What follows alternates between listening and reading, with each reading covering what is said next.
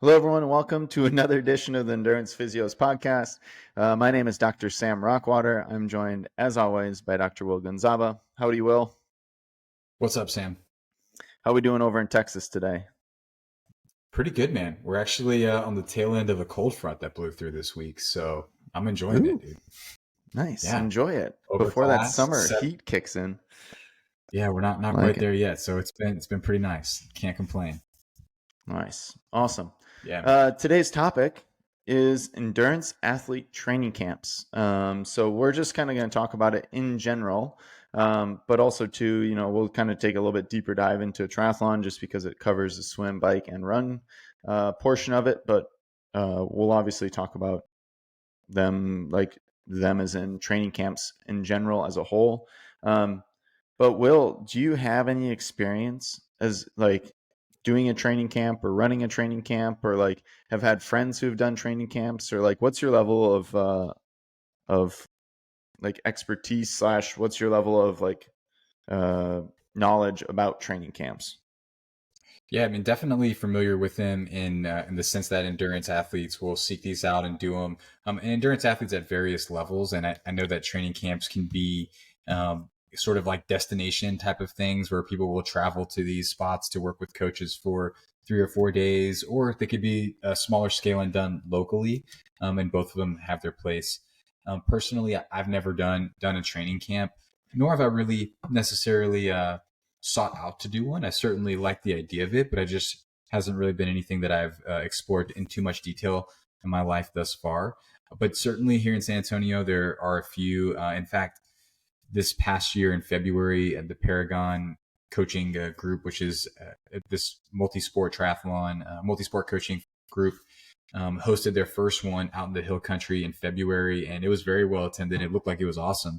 So I think at least with that one, I would love to be involved in some way, whether that's as an athlete or as a provider, being able to offer some of my services there. But I do really like the idea of it. I think it's a really cool way to kind of get your excitement going into race season, right? And like to kind of learn some new things, improve form, get a little bit of a bump in fitness. So it seems like a really cool thing. What about for you, man? I mean, I know that up in Arizona, like that's like a hotbed for these things and a big destination place where people will travel. So, what's like over there for these training camps? Yeah. At times I feel like every day I'm living in a training camp. um no, Arizona is definitely a big hotbed for endurance athlete training camps. I just like you have never actually gone to a training camp, but I have helped out with training camps. I've done PT work in training camps, and I've had tons of clients go to training camps. I've treated people like for the week in a training camp before. Sometimes when they come down, I've had some athletes come down for like a month prior to Kona, and I've treat them for that month leading up into Kona, that kind of thing. And so very familiar with the idea of training camps and how they're run and what they all involve and everything. Haven't personally done one, but I've gone on all the rides that they do. I know exactly kind of like what they're doing and what they're going for. So hopefully we can both Mhm. shed some light on training camps, um, and kind of what they look like, what they feel like, how they run, the fun parts, the not so fun parts maybe about them, and kind of shed some light on that. Um, Yeah, yeah, definitely, man. So with the clients that you've had that have maybe done these, or just for endurance athletes that might be interested in this, like what are some of the things that people should look for in trying to find a training camp to participate in? Yeah. So when a lot of the athletes are coming down to Arizona, most of the time they're looking for warm climate, someplace that has pretty regular sun.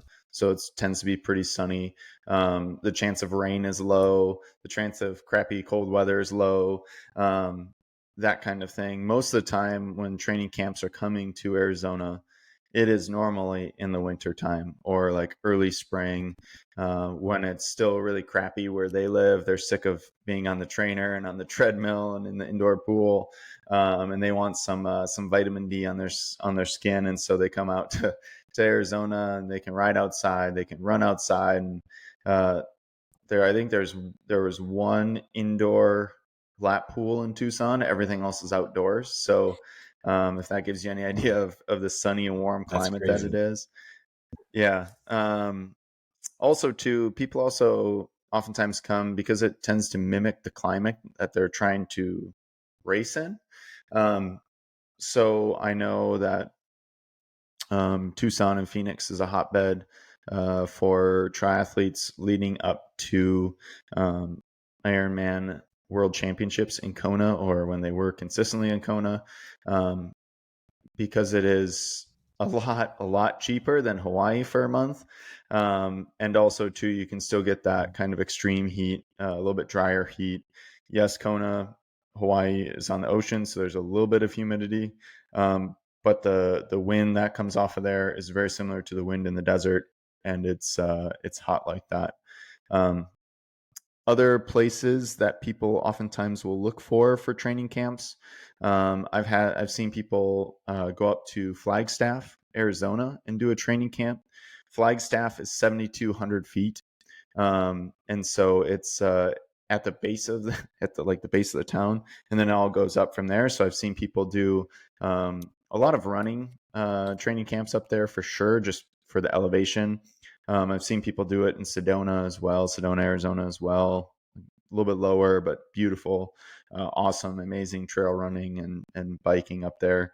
But sometimes they'll also do it just for the elevation aspect. I've seen people do it in Colorado as well. Normally in the summer in Colorado, definitely not in the winter, Hmm. but normally in the summer for Colorado.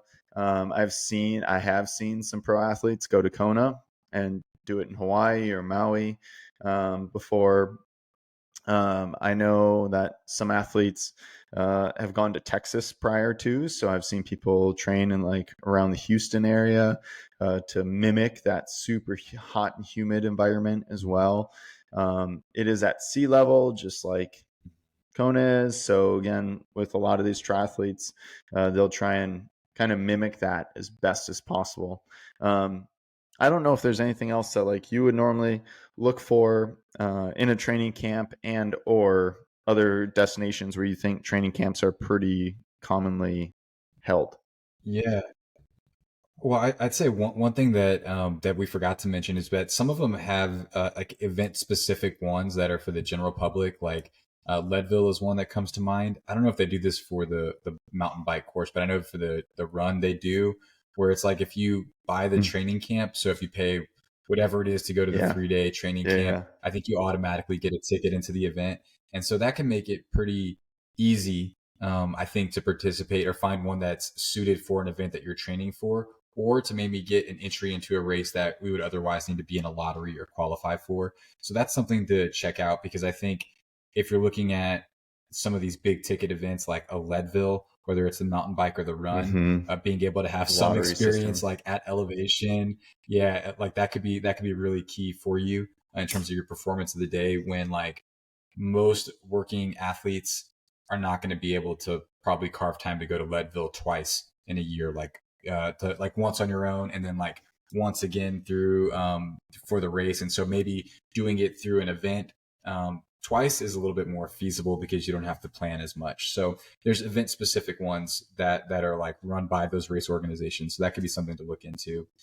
The other Yeah, that's thing a that I very would good say point. what to look for, and maybe you could shed some light to it, is kind of the picking the timing of the event. Like when should you do these training camps in relation to your calendar year, and then like if you're doing it for a specific event, like when you should do it, and when you should do it.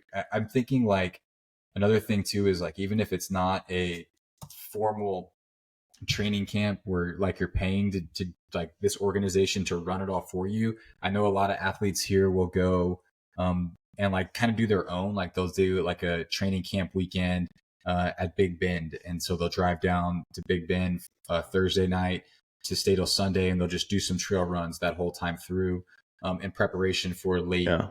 late spring races. And so anyway, just how that timing all works out with events. Do you have any like best practices for maybe selecting the timing of when to participate in these things? Yeah, that's a great question because timing really does make a huge difference. And it's also going to be different elevation if you go and do like an altitude camp versus if you go and do just like a normal training camp. Um, altitude camps can vary. I'm not like the I just want to preface this, I'm not the leading expert in like knowing training and that kind of thing. However, from my experience, most people with elevation camps have gone out anywhere from 4 to 8 weeks prior to their event to try and get themselves a little bit of a bump in elevation and red blood cells and that kind of thing. Um, Otherwise, though, most people will come and do it almost as like a jump start to their season. So where they're kind of like more in the base phase of training, they'll just try and get like, hey, all right, I'm going to spend a long weekend, like what you mentioned, or hey, I'm going to spend these, 4 days, 5 days, or even a week sometimes. Hey, I just want to try and overload and get going. Um, Oftentimes, I normally say talk to your coach and figure out what your coach thinks is best and works best and has had experience with, um, because you can easily get overcooked in a training camp for Mm-hmm. sure. And I've seen people dig holes in training camps because they go, oh man, I got a week, I just gotta go ham here, I gotta gotta get, especially in triathlon, I gotta get a swim, bike, and run in every single day. Oh, and also too, I got to strength train as well.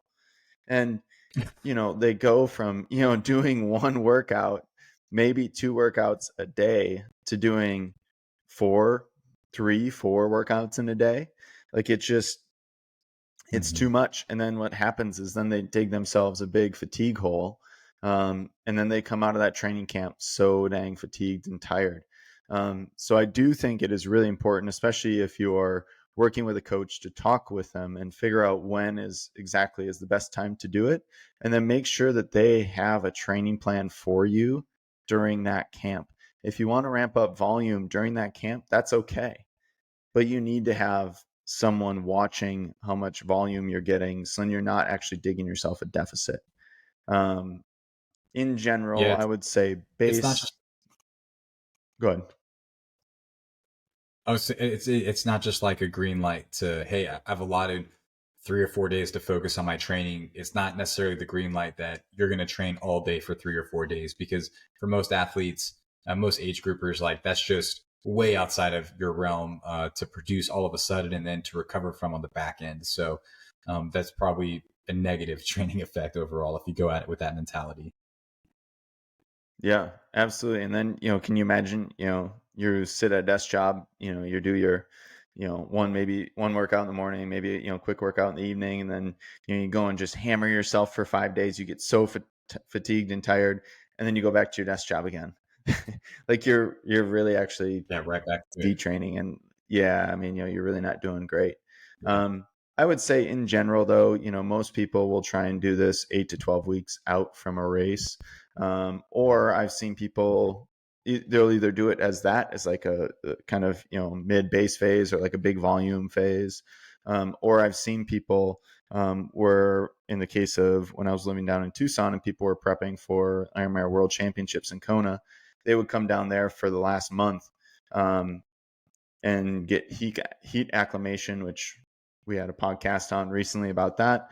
But get Mhm. acclimatized to the heat, um, and then kind of finish up their training, kind of sharpen the knife there. Most of the time when they come down, they're not doing an insane volume um, right before a race. Normally they're kind of peaking for their training, kind of doing some higher intensity stuff, maybe getting used to that heat a little bit, being outside a little bit more, which zaps a little bit more energy.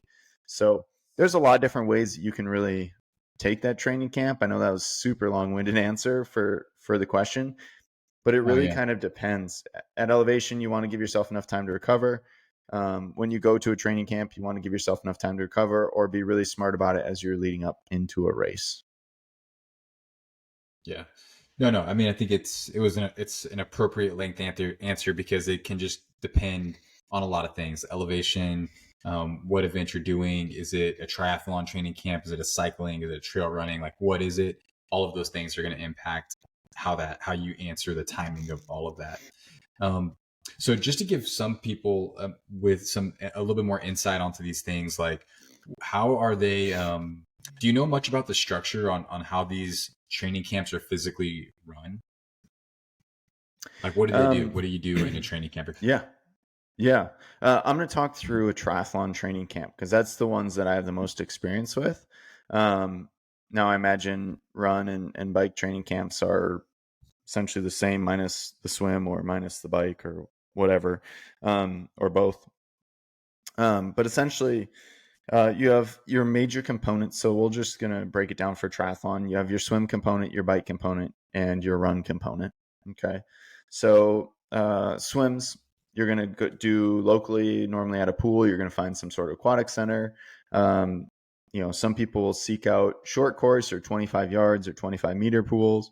Oftentimes, it's a bonus if you can find a 50-yard pool or 50-meter pool as well. Those are kind of things that you want to potentially look for, but you're going to try and go and do your swims at some sort of local pool. For the bike, finding good bike routes is absolutely key and critical to having a good training camp. If you're on a busy 2-lane highway that has, a 1-foot shoulder, that's not, and, cars ripping by you at 55, 60 miles an hour. A, that's not really safe. And B, that's not really going to have you're not really going to have a good time with that. I know a lot of Mm-hmm. people will try and find wider roads. They'll try and find, some sort of climbs or back roads, or, sometimes they'll do some gravel stuff too, if, you're on just purely a cycling camp. But oftentimes you're trying to find a mix of terrain. So you want to find some stuff that's really easy and some stuff that's really hard and challenging. So for example, I'm going to keep coming back to Tucson just because that's where I've had my experience with it, Tucson, Arizona. But also too, it's an absolute one of probably the best places in the U.S. to have a training camp. You have a mix of hard and easy terrain. You have this big mountain called Mount Lemmon. It's 31 miles uphill.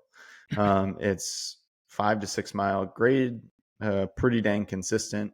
Yes, it does have some steeper pitches and stuff like that, but you can get that. It also goes up to 9,000 feet, so you can get some elevation if you want. And you can do some hill repeats higher up on Mount Lemmon, so you can get elevation. You can get the hard climbing. You can also get descending practice as well. It's an hour-ish straight descend if you go from the tip top all the way down, which is a ton of fun. And also too, you got to be careful in the summer because your brakes will get a little hot as you come down. But also too, you have this trail called the Loop, and essentially what it is it's 55 miles direct all the way around the city of Tucson. But then you also have arms, so it's like 120, 130 miles or something crazy like that. But it's bike only, and it's relatively flat. So if you want something super easy, you have that to do a recovery day, right? Or hey, I just want you to go out for an hour easy spin. Perfect. You can go out on that easy terrain. So biking, making sure you find those good routes, a good mix of easy terrain and hard terrain, maybe some climbs, maybe some elevation if you can, anything like that. In terms of run, same thing in terms of terrain, but also too, oftentimes people try and mix in either doing like a trail, doing like a trail run or like a pavement run to just alter the amount of joint force or amount of force on your joints as you're running. Those oftentimes tend to be really good in terms of finding runs. Find places where if you can go for like a group run, or I know Tucson also is popular. I forgot to mention this in the bike. They have this bike race, or not really race. It's a group ride, but it might as well be called a race. It's called the Shootout. and goes just Mhm. south of Tucson. Um, very famous group race. But if you can find group runs, group races, team up with local bike shops or local run shops, find that kind of thing. All of those things are going to be really key. Those are going to be like your base components to a training camp, where you're going to have your basic training, your swim, your bike, your run training. Um, there are other things as well that like go into a training camp. But before I go there, is there anything that you can think of to talk about, like with swim, bike, and run, I think when like in terms of like a training camp and finding that training camp and or things that go along? Yeah, I mean, the only thing that would I would add to the triathlon one is that if is open water swimming. That's it. Like if it's going to be ocean versus Mm, lake or yep. whatever it is, right? So I imagine that if you're training for a specific event, like you're probably going to want a open water swim opportunity at your training camp. That's the only thing that I can think of in terms to add to one that's triathlon specific, but nothing Awesome. more for the bike and run. Yeah. No, that's actually a really good point. And I totally forgot about that, but that's a very good point. There is a local lake about an hour south. People don't normally go to it, but um, you're right though. That's definitely a really good, Yeah, yeah. really good idea to do. Um, Other things that are normally or can be incorporated into an endurance athlete training camp. Mm-hmm. Um, Strength training, depending on people's access to gym and or how much they value the strength training. I think it's still important to be able to strength train. Oftentimes people want to be outside and working out because they're at a place where it's warm and sunny and they normally don't live there. So most people don't want to do strength training, but oftentimes that's super important. Um, I've also too seen training camps, and this is where I have some experience with it. Is that I've actually been called in to do some like body work and PT work, physical therapy work with those athletes. So I'll essentially go in and I'll either do some recovery modalities, I'll do some soft tissue, I'll do some injury assessment. I've done injury screenings at triathlon camps before. I've done some strength testing, so like with a handheld dynamometer, which is a ton of fun. Everyone kind of gets into it, and it's kind of eventually becomes a like a low key strength competition, and people's competitive juices get flowing with that. But that's a lot of fun. And oftentimes, the goal of that is, hey, let's see where you're weak, let's see where you're strong. Let's figure out a plan and see if this will help you, and or hey, good information to know. Just know, you're more prone to injury at X, Y, and Z muscles or whatever it happens to be. But that PT side, obviously, as we're both physical therapists, I really enjoy that. Going out to those training camps is a ton of fun, and doing that and helping people that way. The recovery part is super fun too. Whether that be dry needling or bringing a pair of Normatex or just some soft tissue work to kind of loosen them up. That all helps as well. Um, I've also seen it too where there's been a nutritionist or nutrition coach there. And I even saw this one Nice. training camp where they had a nutritionist and a private chef. I was like, hell yeah, this sounds awesome.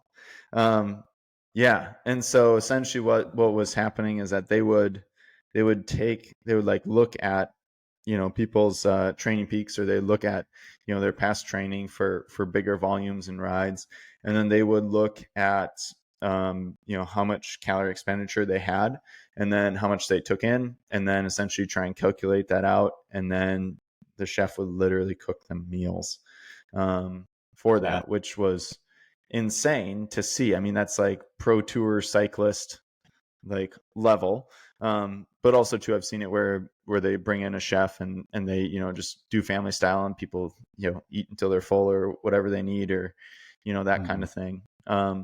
That's really cool to have. That's definitely like an extra luxury and expense for sure. I've also too seen it where age groupers will do uh, age grouper camps will have like a special like guest lecturers that come and like talk and like Q&A and that kind of thing.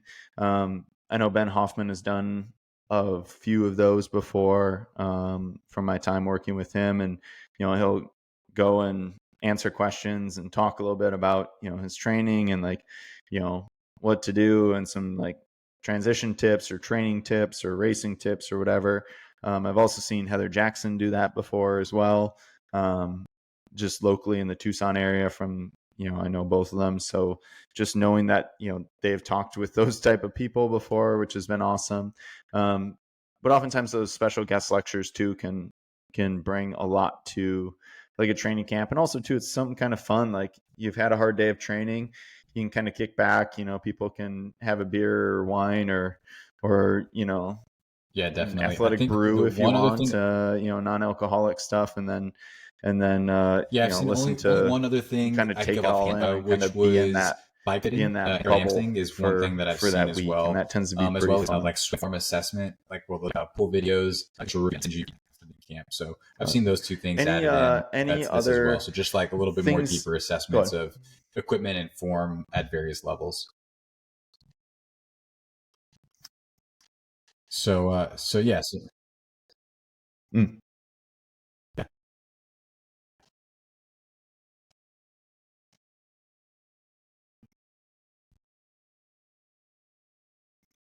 yeah. This That'd be fun. This was, I think they did more like aero testing versus true bike fitting Yeah, is what they were yeah, no, doing. absolutely. I At think least for this one swim group that form did definitely I've seen that. that test here locally. Yeah, Yeah, so I think bike that's what they were fitting I doing haven't versus a seen true fit. before, but I can totally see Um, how that can be all right, cool. But I like think that that gives beneficial people like a most good of the insight of time. how they're I'm run. at least the people As I I've seen, like reflect they've on it, had their like bikes. okay, I've definitely At least never they should have done their a bikes formal dialed in training. by that point. Basically, that was Um, the main thought. and then obviously Honestly, like dude, it's a the time. gait We were analysis, there like for that would be continuing matches, awesome. and I'd if we love to were do like a able gait to, what analysis we on were the just group. biting until anymore most of the days. But it was nice to just have the blocked time to only Oh, really think sure. about That would that be for the cool. most part, right? Like you don't have any work responsibilities. And I know that when I would leave those events or those days, I would always feel really fit because for me, even though the amount of riding we did wasn't insane, it was a big bump for me to get like 10 hours in those 4 days or whatever we would do, right? Or 3 days. That was a big bump for me. So I'd always leave feeling really fit and good afterwards. And so I think that that's an important takeaway too, is like these things can be as formal and as education as in depth as you want them to be. But there's also a lot to say for just being able to have 3 days or 4 days of just more training time and less mental load than what you would have in your day to day. So things that you could potentially just plan to do on your own. And there's a lot of value to that too. All right, Sam. So I guess another question just to end with is, what do you think, man? Are they these training camps any fun? Should we be seeking these out?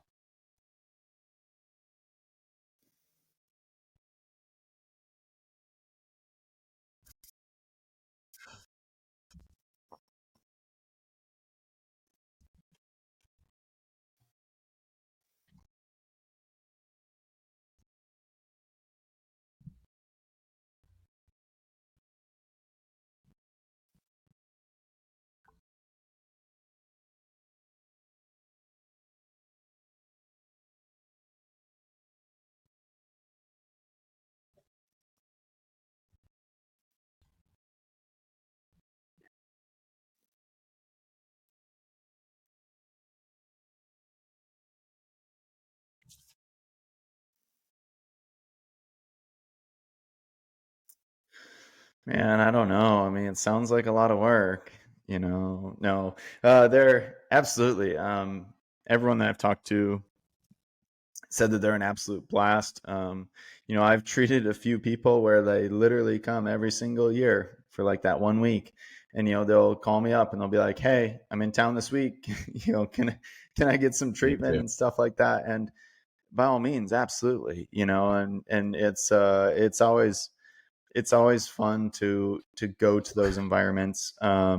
Yeah. and talk with those athletes and, be in those rooms because, people are hyped up, the vibes are good and people are enjoying their times. They're not thinking about work like what you said, they're more focused on, just being there, having a good time, going for some swims, some bikes, some runs, you know, um, I know, I think of it. I mean, it wasn't really a training camp, but when me and you, went up to Portland those couple times, like, dude, I was pumped because I was ready to go for rides after the class. I'm like, okay, this is great and all. Like, class is good. Like, good to like touch up on my bike fit, and then I'm like, hell yeah, like let's go ride. And then you talk about riding and you talk about other, I mean, Mhm. obviously we geeked out about PT and stuff like that, but people will geek out about triathlon or running or swimming or whatever it is.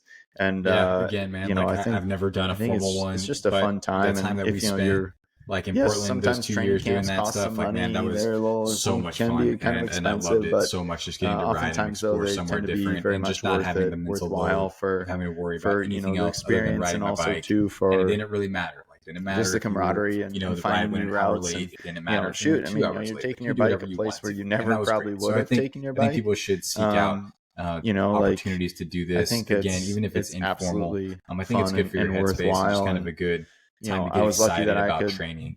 that I So could yes, I highly ride highly those recommend it. those rides like every day or every week, if I wanted to. So I think they're fun. I don't know about you, but I would say they're absolutely fun. They're worth it, an absolute blast.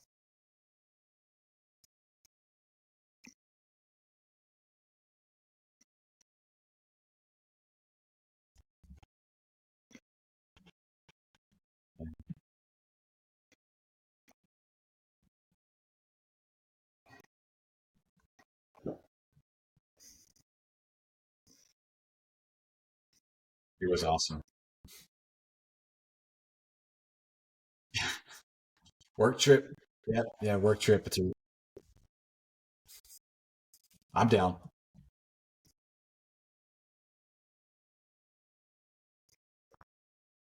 Well, I think that begs the question that, like, I think that we should, at least me and you, and maybe if other people listening want to, I think that we should try and figure out like some way to do like a long No. weekend or something like that every year where, you go and Yeah, that ride sounds awesome. somewhere where, you know, you we haven't been Please. before, and like just try it out, like get an Airbnb and like hang out for a little bit and just go ride, because I don't know about you, I had a blast doing that, and I know you did as well. So I think that we should do that. We just need to tell our wives that it's a work trip, quote unquote work trip.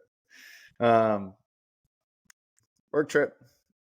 Yep. Yep. So maybe we need to find a place. So yeah. So if anyone has any good ideas of other training camps besides Tucson, Arizona, and Texas, love to go ride somewhere else as well. Just again to like expand our horizons. We don't need that warm and sunny climate. Actually, rain sounds pretty good right about now, it's about 100 and something degrees here today. But Yeah, just on Instagram at yeah, Will Gonzaba or at my but clinic's anyways, if anyone Instagram has at any Almost ideas, Park let us Physio, know. OLMOS Comments and PARK or reach out to PHYSIO. us and tell us what you guys think. Otherwise, though, Will, thanks for another great episode. Always awesome talking with you and talking about endurance sports. If you guys wouldn't mind, please like and subscribe if you can, and even better yet, share this episode with a friend. And that really, really Thanks, helps us y'all. grow, and it helps us get this information out to other people. If you guys have other ideas too about what we want to talk about or what you want us to talk about, let us know. Put them in the comments, and we'll get back to you. Otherwise, Will, where can they reach you at if they have questions for you?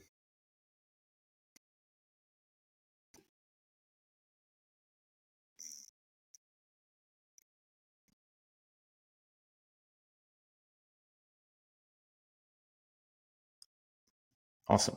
If you have questions for me, you're more than welcome to reach out as well. Instagram is probably the best.